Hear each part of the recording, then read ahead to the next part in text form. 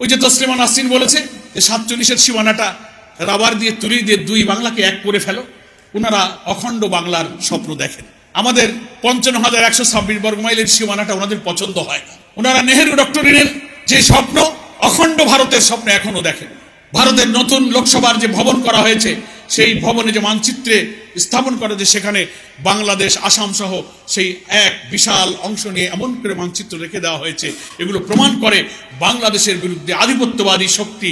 ভারতকে দেশ হিসেবে আমরা শত্রু মনে করি না, রাষ্ট্র হিসেবে আমরা শত্রু মনে করি না, ভারতের জনগণকে শত্রু মনে করি না, কিন্তু ভারতের এখন ক্ষমতাসীন যে শাসক বিজেপি, চরম সাম্প্রদায়িক কর্তৃত্ববাদী একটা প্রতিক্রিয়াশীল শক্তি হচ্ছে সেই বিজেপি।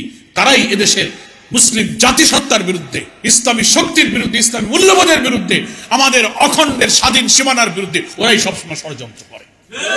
আর এই দেশে আধিপত্যবাদের কিছু দোসর আছে, ফ্যাসিস্টদের কিছু দালাল আছে, কিছু সেবাদাস আছে, ওখানকার খুদকুড়ো খায়, পেইড বুদ্ধিজীবী, পেইড এডিটর, কিছু মিডিয়া হাউস আছে, নানান দিক থেকে তাদের মান্না সালোয়া আসে, আর ওখানকার গুণগান গায়।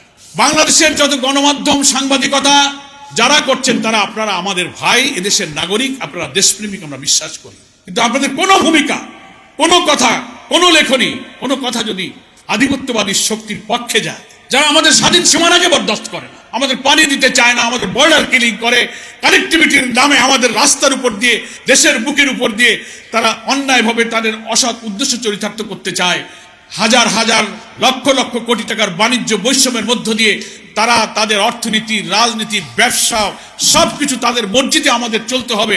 আর আপনাদের লেখনীতে যদি তাদের ইচ্ছা পূরণ হয়, বুঝতে হবে আপনারা কাদের সেবাদাস, কাদের দোষর।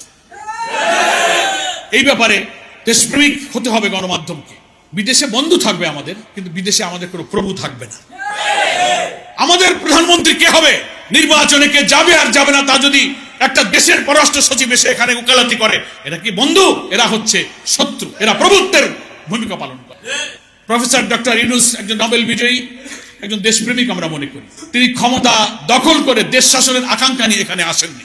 এই লোকটার মাথা যেন নষ্ট করা না হয়। চারিদিকে যারা ঘিরে থেকে তাকে কেন্দ্র করে যার যার পারপাস সার্ভ করার কাজে ব্যস্ত আছেন, তাদেরকে দেশ এবং জাতির দিকে তাকাতে বলবো।